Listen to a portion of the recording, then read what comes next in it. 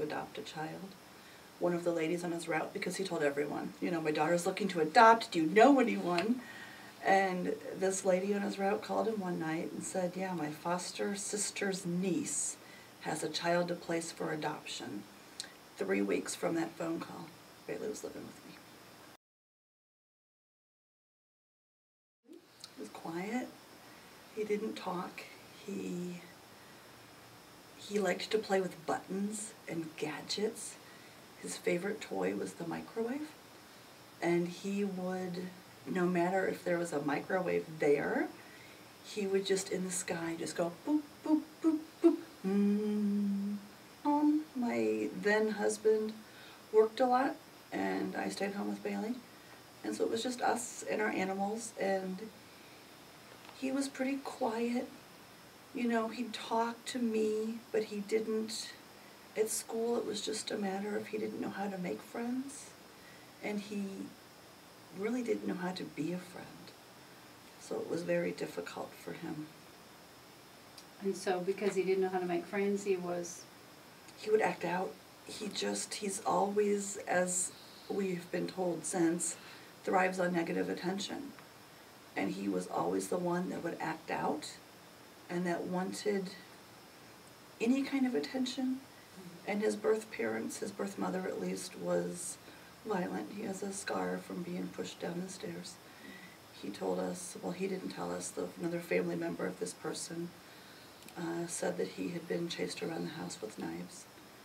So I think that had a lot kind of ingrained in his mind that that was maybe the norm and that you were supposed to do that and that's how you played. Elementary school with kindergarten was, you know, okay. First grade was phenomenal. He had an amazing teacher. At that point I was pregnant with my daughter, and she knew that Bailey, you know, kind of was coming into his own. He already had, you know, a diagnosis of ADHD, so was on medication. And about that time, he also then he'd passed out in school. And his teacher had called, and we took him to the doctor and ended up going. And through a couple of years of testing, he was diagnosed with neurocardiogenic syncope, which is a benign fainting disorder.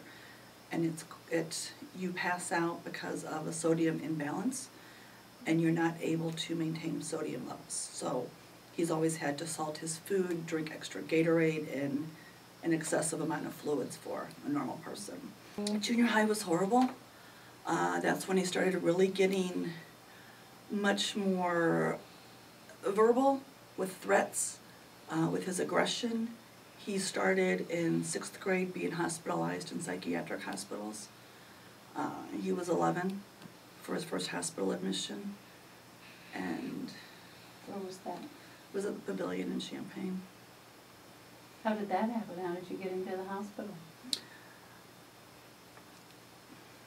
He, while we were sleeping, took a knife and cut our kitchen counters, cut up all of the leather furniture, cut his bedding, cut his clothing with scissors, just it was destroyed, cut the cat's whiskers off, cut his sister's hair, and wrote profanity all over her body. I woke up, saw all of that, and called the psychiatrist and said, what do we do? This has gotten too far, it's out of hand, I need help and I need it now. He said, go to Champaign, take him to Champaign. So we did. He called and he got the admission for us.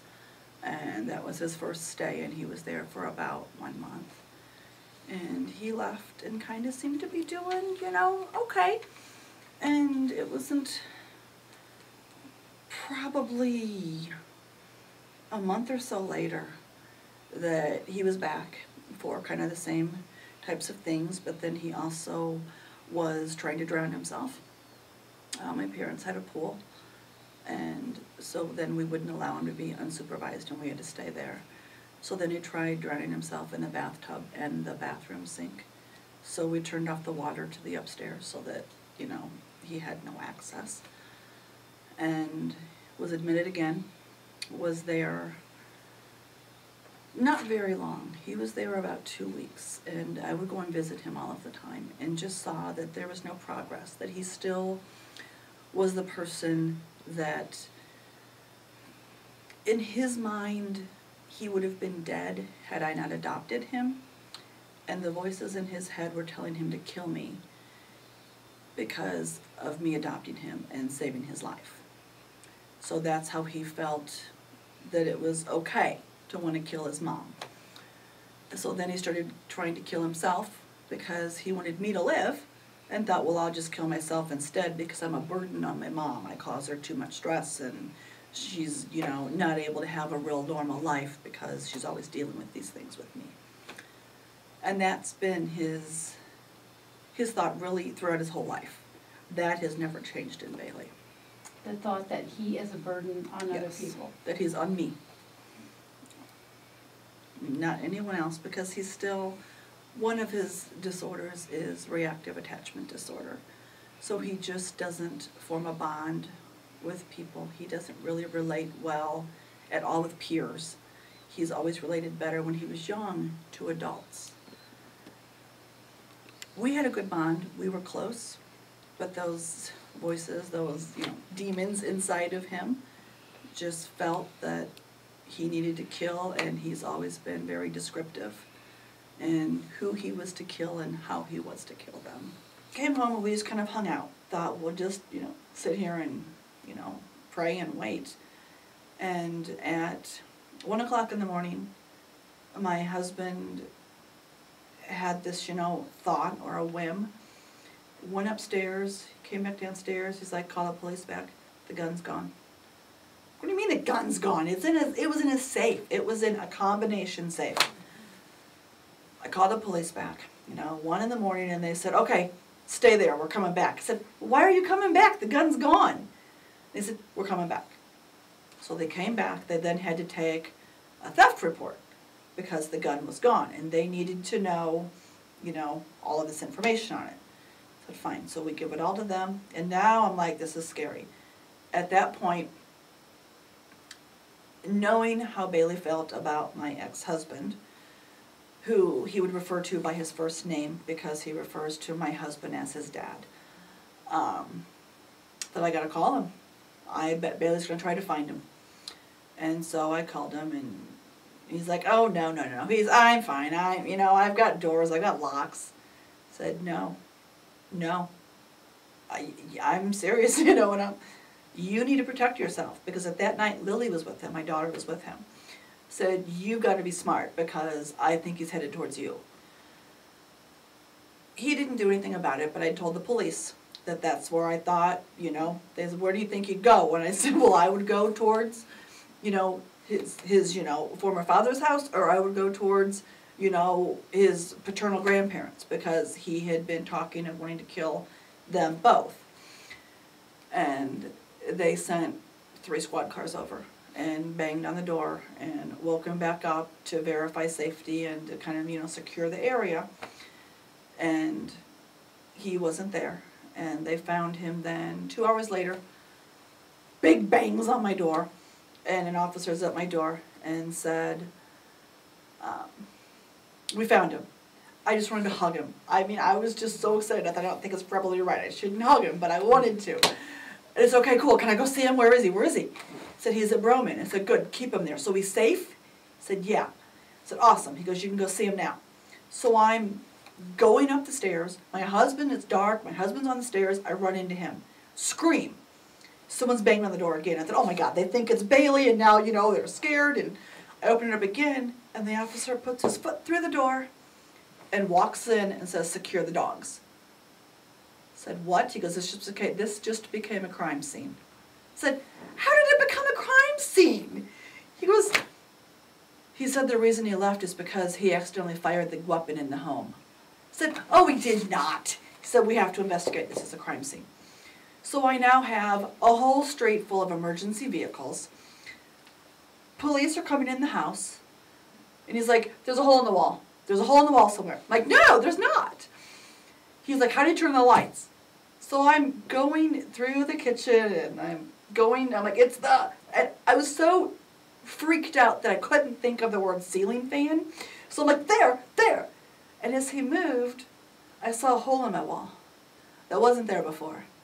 I screamed. He goes to, pull his weapon on me. I'm like, no, sorry, you scared me, I'm sorry. My husband then comes downstairs because he doesn't know I am screaming. The kitchen's still dark. He comes up behind me. I scream again. And Officer Rizzi pulls us up. He's like, ma'am, you have to quit screaming. I said, well, I'm sorry, I'd never done this before. You just told me. And he's like, so just go, what side does the weapon discharge on? And I went, I don't know. It's like, we need to know. Okay, so my husband goes and he gets the box and all the manual and everything. And he's like, it's on the right. So like, how about you go over there? So they sent me to another room and I'm just kind of watching him. And he's like, I found it. Okay, so he finds it, it's all evidence then, and he's, measuring and taking pictures, and he's like, I have to get this, I have to cut a hole in your wall. I'm like, no, you can't! Like, it's a 107-year-old plaster wall, you cannot cut a hole in my wall. And he went, I have to, ma'am, I have to retrieve the bullet. I'm like, I'm just sitting here going, this is not good, this cannot be good. So he goes outside, he comes back inside, and he goes, it's okay. They said that it's not technically a crime scene because no one was killed inside the home. Well, then I'm thinking, what does he mean inside the home? He killed someone outside of the home? He's like, ma'am, he's at the hospital. As soon as we're done here, you can head there. So we basically followed each other to the hospital. He didn't have to cut the wall out. And then I sat there it was probably 4 o'clock by the time I got there after they were done with the investigation inside the house. And they kind of kept coming to me, and one of the officers said, do you want to press charges? So for what? He goes, for the theft of your gun. So, what do you mean? And he said, reporting the gun stolen and having that marked is going to be better for him to get help than to not have it reported as stolen. I said, yeah, I need it reported as stolen then because he did steal my gun. He said, okay, that's good. So I'm sitting there, and they were coming back and forth with me. And a friend of mine is a nursing supervisor there, and she had seen him in the ER and saw his name on the computer and had called someone to come and cover the rest of her shift so she could come and sit with me while they were doing all that they were doing. And they told me they were waiting for SAS to come and talk to Bailey, and that SAS would need to talk to me too. So I had to wait out there until they were finished with Bailey. So that's fine. So we're just sitting there talking, and the cops are sitting there. And I knew who now Sergeant Nowers from an incident that was at our neighbor's house, so I knew of him. So then at one point he comes over to me and he goes, can you come over here, please? So we go over kind of by the security area, by the doors, and he said, what's the combination to your safe? I said, what? He goes, what's the combination to your safe? And he goes, is Bailey autistic? I said, yeah. He goes, what's the combination? And I told him, and he just kind of up against the wall, and just with this look, I said, why? He goes, that's what he said it was. I'm thinking, my kids don't know the combination to my safe. He said he's been working on it for hours each day. I said, well, that would explain why his chores aren't done when we get home.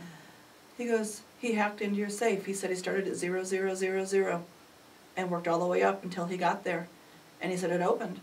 And he said he took the gun out and he fired it, and that he'd never felt more powerful in all of his life than when he fired that weapon.